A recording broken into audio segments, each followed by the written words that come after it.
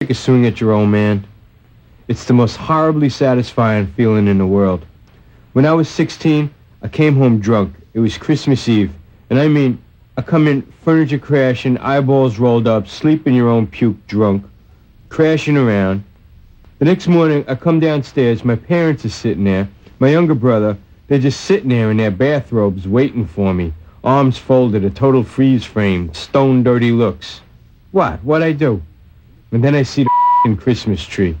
It's lying on its side, all the ornaments are crushed, glass all over the carpet. Even a couple of the presents were stepped on, squashed. Whoops. I figured the best defense is an offense, so I started yelling at my father that he shouldn't have gotten that cheap tree stand. The screws, they came right out. And now look at this mess. My father doesn't even bother to answer me. I was one of those high school drinking problems you see on news specials. I was the only kid in my high school in the enriched program, you know, the Brainiac Elite Corps. The only kid to get suspended 3 times for drunkenness. So they're sick of me, totally fed up. Anyway, my father's standing there, not even answering me. He's got a suitcase on the floor by him, which I didn't even notice. And he's real calm, which is the worst for him. And he tilts his ear down to the suitcase, still giving me that dead eye, and he says, I want you to take this suitcase, take it upstairs, put your clothes in it, and get the hell out of our house. I don't care where you go, what you do, who you kill, who kills you. I want you out of this house now. Now, I never went up against my father directly. I would do like get drunk or up in ways that would jerk him around indirectly. But I never defied him face to face, mainly because he was my father, but also because he would have beat the shit out of me every time out of the box. My old man was Hans Brinker, and he was no one to dance with. I mean, but he was a civilized man. He only hit me when he had to, whatever the hell that means. But anyways, the last time he laid into me, I was maybe just 15, but it was enough. My memory was excellent. And here he was telling me to hit the road at 16. I mean, get f***ing real. I was still drunk a little. I really didn't feel like starting a new life just that second. I mean, it was Christmas. I was standing on my shorts on the stairs. I look at my brother, who's like 8, 9, no mercy there. I mean, he's a f***ing orthodontist now anyway, no mercy there. It was probably his presence I stepped on.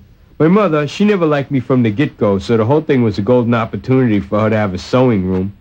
So it's me versus him. No extra people dragging on his bathrobe, begging him to reconsider. But the thing is, I don't want to go. I don't want to butt heads, but I don't want to go. And for where I'm standing up on the stairs, it looks like the whole thing could be resolved if someone just took the goddamn Christmas tree and stood it upright again. A 2-second production at best. A 10-second sweep-up job of broken ornaments, stock my allowance for the squash toys, and it's Noel like nothing happened. So I go down the steps for the tree, and my father, seeing I'm bypassing its suitcase, does one of these check slides, moving from where he was to in between me and the tree, so he's blocking my way, and he points to the suitcase. I said to him, look, let me just pick up the tree. He says, pick up the suitcase. I open my mouth again, and he says, pick up the suitcase. I was standing there, eye to eye, same height, which is a new one on me. I had thought he was taller. And I said, get this. What's the matter with you? Don't you have any Yuletide spirit? Not Christmas spirit, Yuletide. I sounded like a fucking Hallmark card. Anyways, he hauls off. Whap! An open-handed crack on the jaw. You know what? It didn't hurt. I say, let me pick up the tree, Pop. Very casual to show him I wasn't hurt. Whap! Again. I say, don't hit me anymore. Whap! And before I knew it, I slapped him back. It was a real girlish slap because I checked my swing, and on hitting him, I had 2 separate reactions. 1, yikes, I just hit my father. And 2, what a lousy non-athletic slap. He's probably ashamed of me. So I hit him again, I swear to Christ on the Bible, to show him I had good follow-through. Next thing I know, we're swinging away like Zale Graziano, and my mother and my soon-to-be an orthodontist brother are going berserk. But I'm going wild twice as much as they are because I am knocking the shit out of him. I realize he can't fight for love or money, and I'm standing there. I won't hit his face. I keep punching his arms and shoulders. I don't know what it was. I must have really grown since the last time he hit me or something, but I'm wailing the crap out of him now. Anyways, he does pop me one stinger on the jaw, and I must have lost my temper or something, because next thing I know, he's on his knees, and it looks like he's got birds going around his head. My mother's standing there with her hand over her mouth like she's stifling a yawn, except for her eyes, which tell the whole story, and I say, just let me pick up the tree, Pop, it'll be okay. So I casually saunter over to the tree. I think I might even have been singing, "This ain't happening, oh this ain't happening, la-di-da, oh this ain't happening to me." And just as I'm about to bend down, I feel something like a twig or a stick bounce off the back of my head. I turn around, and on the floor is a rubber-tipped arrow, one of my brother's toys. I figured head is getting in on the act, so I look up, but it's not head, it's my father. And he's on his knees, and his hair is all clumpy, sticking out on the sides like a clown. And he's muttering to himself and futzing around with the little toy bow, fitting in another arrow.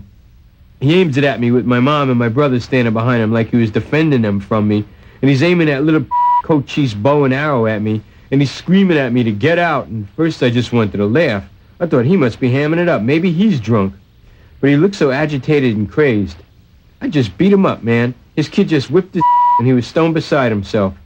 So I just raised my hands. "Don't shoot, Pop, I'm going." And I took the suitcase, and in 10 minutes I was packed and on the street.